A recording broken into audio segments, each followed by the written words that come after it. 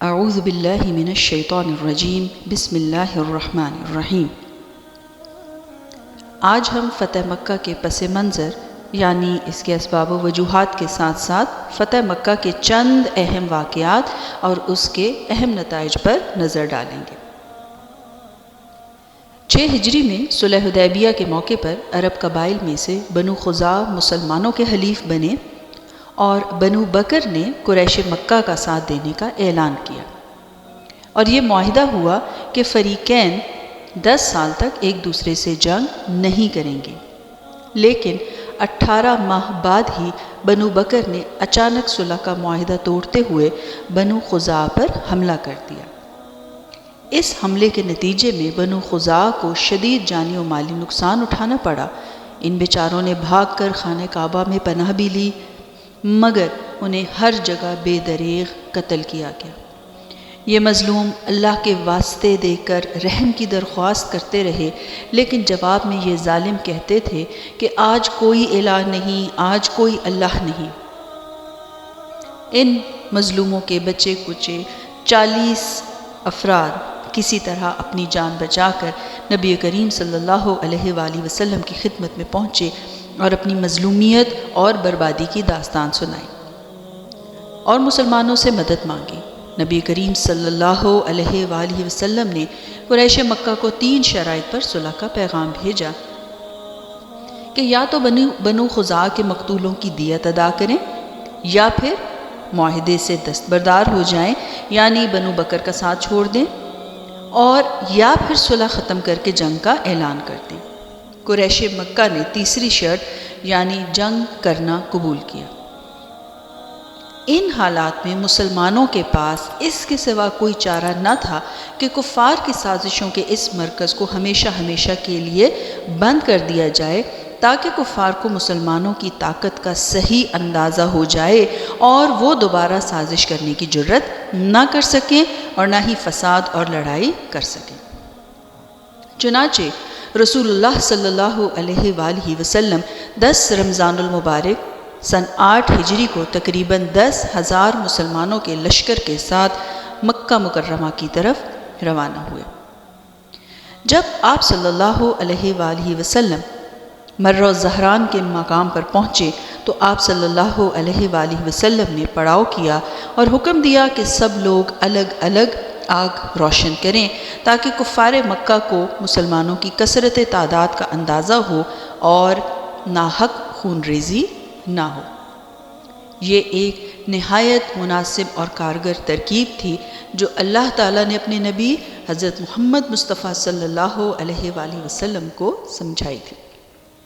اس منظر کا مکے کے کافروں پر بہت اثر ہوا اور ان پر اس قدر روب بیٹھا کہ انہوں نے اس موقع پر جنگ کے بارے میں سوچا تک نہیں۔ راستے ہی میں اس وقت اسلام کے سب سے بڑے دشمن ابو سفیان نبی کریم صلی اللہ علیہ وآلہ وسلم کی خدمت میں حاضر ہوئے اور اسلام قبول کیا۔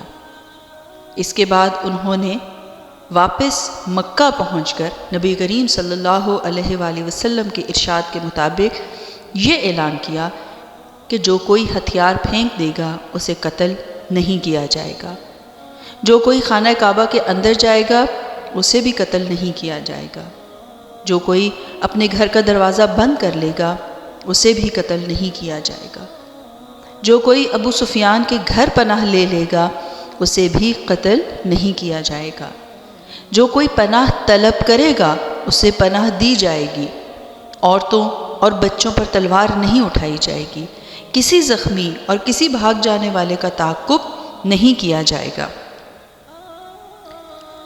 مرہ زہران کے مقام پر ہی نبی کریم صلی اللہ علیہ وآلہ وسلم نے حضرت خالد بن ولید رضی اللہ تعالی عنہ کو میمنہ یعنی لشکر کے دائیں حصے کا امیر مقرر فرمایا اور حکم دیا کہ وہ مکہ کے زیریں حصے سے داخل ہوں اور نبی کریم صلی اللہ علیہ وآلہ وسلم سے کوہ صفا پر آ ملیں۔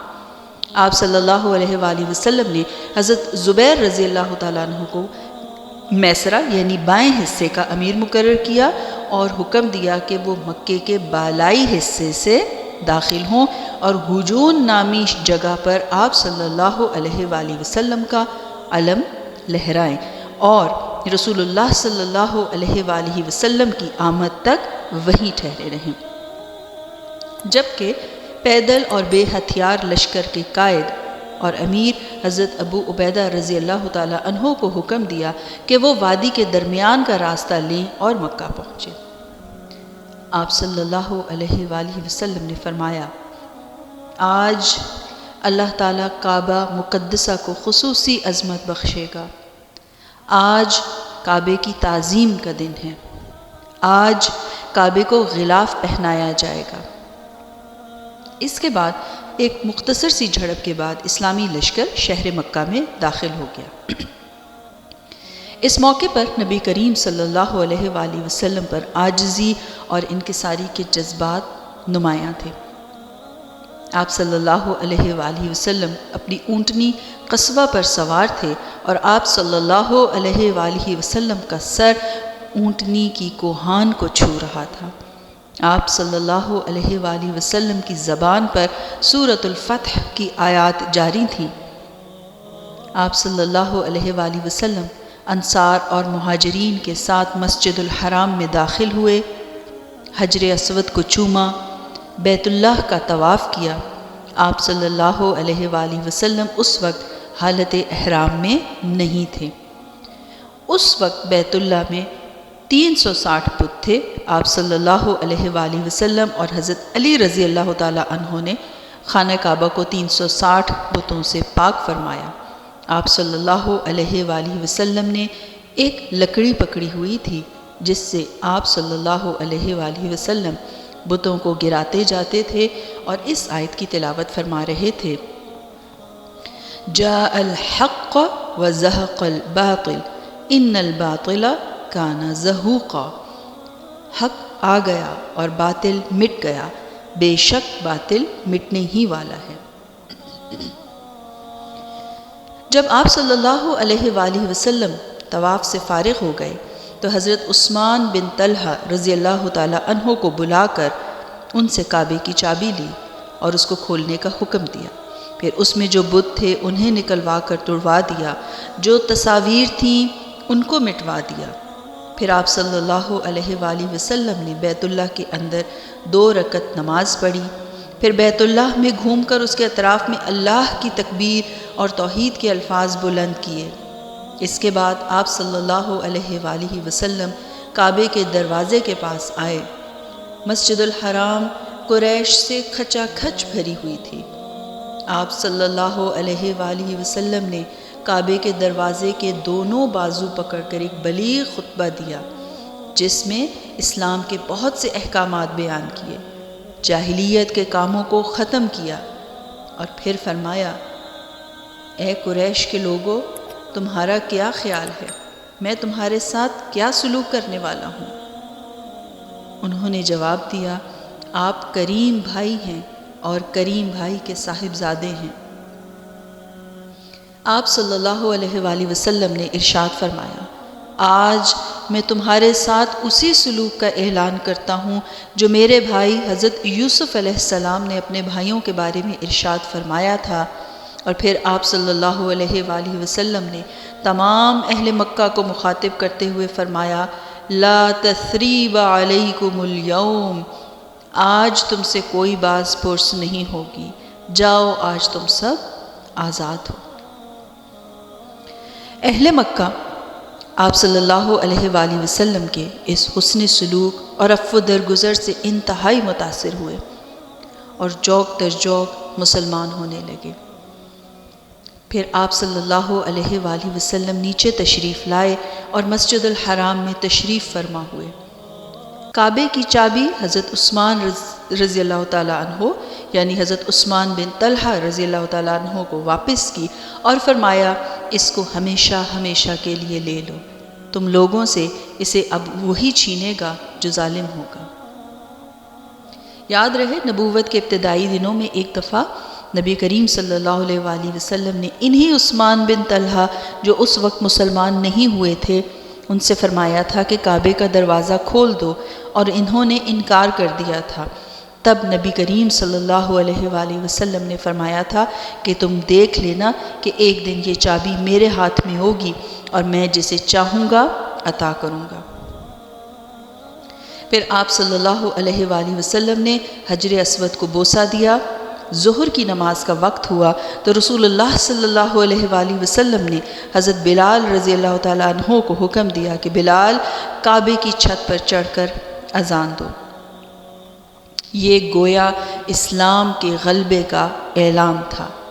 یہ وقت مشرکین کے لیے جس قدر ناگوار تھا اتنا ہی مسلمانوں کے لیے خوشگوار تھا۔ والحمد للہ رب العالمین۔ جب مکہ کی فتح مکمل ہو چکی تو انصار کو فکر ہوئی کہ کہیں رسول اللہ صلی اللہ علیہ وآلہ وسلم یہیں مکہ میں ہی نہ ٹھہر جائیں، کیونکہ بہرحال یہ آپ صلی اللہ علیہ وآلہ وسلم کے خاندان اور آپ صلی اللہ علیہ وآلہ وسلم کے قبیلے کا شہر تھا۔ لیکن نبی کریم صلی اللہ علیہ وآلہ وسلم نے فرمایا کہ اب زندگی اور موت تمہارے ساتھ ہے، جس پر انصار مطمئن ہو گئے۔ آپ صلی اللہ علیہ وآلہ وسلم نے مکہ میں 19 دن قیام کیا۔ آپ صلی اللہ علیہ وآلہ وسلم کے دست مبارک پر مردوں اور عورتوں کی بھاری تعداد نے اسلام قبول کیا۔ فتح مکہ کے نتیجے میں قریش کے تمام قبائل نے قبول اسلام میں پہل کی، حتیٰ کہ صرف 10 روز میں 2000 لوگ دائرہ اسلام میں داخل ہوئے۔ دین اسلام کو غلبہ حاصل ہوا۔ اہل اسلام اور اسلام کو عظمت و شان حاصل ہوئی۔ دشمنان اسلام کی سازشیں دم توڑ گئیں۔ آپ صلی اللہ علیہ وآلہ وسلم کی قائدانہ صلاحیتیں رنگ لے آئیں۔ آپ صلی اللہ علیہ وآلہ وسلم نے مکہ کے ارد گرد جو بڑے بڑے بت خانے تھے ان کو ختم کرنے کے لیے مجاہدین کے مختلف دستے بھی روانہ فرمائے۔ 19 روز بعد حضرت عتاب بن اسید کو مکہ کا امیر مقرر فرمایا اور خود مدینہ روانہ ہو گئے۔